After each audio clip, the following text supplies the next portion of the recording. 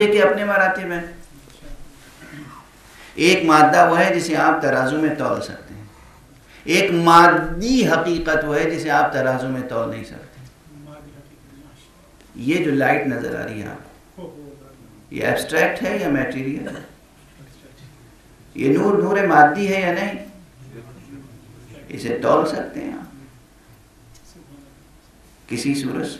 ایک پیمائش ہے، وہ پیمائش ہے جو ہے مجھے معلوم ہے، سب کو معلوم ہے. جس طرح آپ پتھر کو تول لیتے ہیں، لکڑی کو تول لیتے ہیں، جس طرح آپ عقیق کو تول لیتے ہیں، فیروزے کو تول لیتے ہیں، جس طرح آپ سونے کو تول لیتے ہیں، چاندی کو تول لیتے ہیں، اس طرح آپ اس نور کی کرنوں کو تول سکتے ہیں. ہے مادی، لیکن نا مشکلات بڑھ رہی ہیں. یہ بھی مادہ ہے، یہ بھی مادہ ہے. مادے کے مادی وجود کے مراتب ہیں، اسی طرح ایبسٹریکٹ کے مراتب ہیں.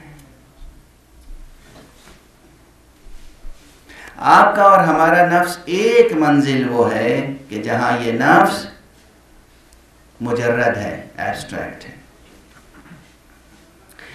یہ ایبسٹریکٹ ہونا بھی، مجرد ہونا بھی ایک مجرد ہے تجرد برزخی، تجرد خیالی، اور ایک تجرد ہے، اسے کو تجرد مثالی بھی کہتے ہیں. ایک تجرد اس سے بڑھ کر ہے،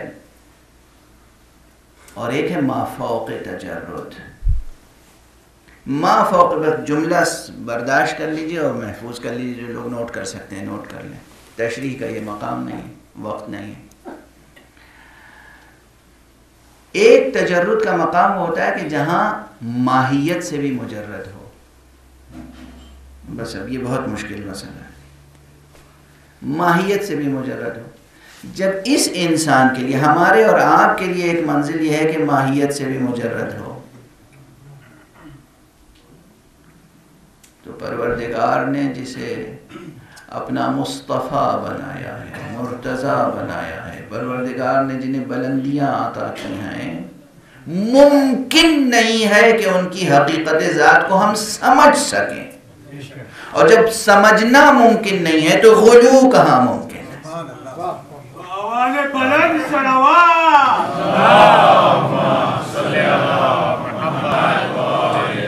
ممکن نہیں ہے، پاسبل نہیں ہے.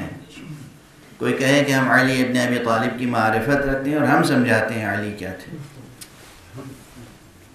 اپنی عاجزی کا اعتراف کریں.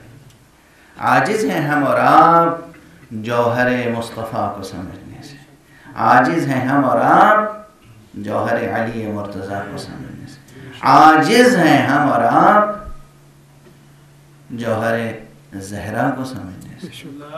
عاجز ہیں.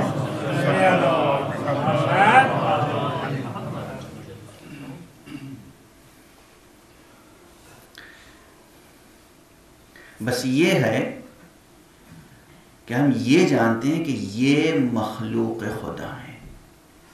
جب یہ مخلوق خدا ہیں تو وہ خدا کیسا ہوگا جس نے مصطفیٰ کو پیدا کیا؟ وہ خدا کیسا ہوگا جس نے مرتضیٰ کو پیدا کیا؟ وہ خدا کیسا ہوگا جس نے زہرا کو پیدا کیا؟ وہ خدا کیسا عظیم ہوگا جسے یہ سجدہ کرتے ہیں؟ اور جس خدا سے یہ اپنے کو بے نیاز نہیں سمجھتے، اس خدا سے ہم کیسے بے نیاز ہو سکتے؟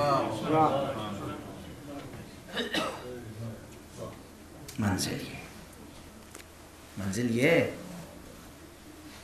اس کائنات میں کوئی ذرہ ممکن یا کوئی وجود کتنا ہی نفیس ہو، کتنا ہی عزیز ہو، حق سبحانہ و تعالیٰ کی ذات گرامی سے، اپنے خالق سے بے نیاز نہیں ہو سکتا. ایک آن کے لیے بھی بے نیاز نہیں ہو سکتا. بقدر چشم زدن انسان بے نیاز نہیں ہو سکتا. بس ماہ مبارک رمضان کے ایام ہے اور وقت میں محدودیت ہوتی ہے.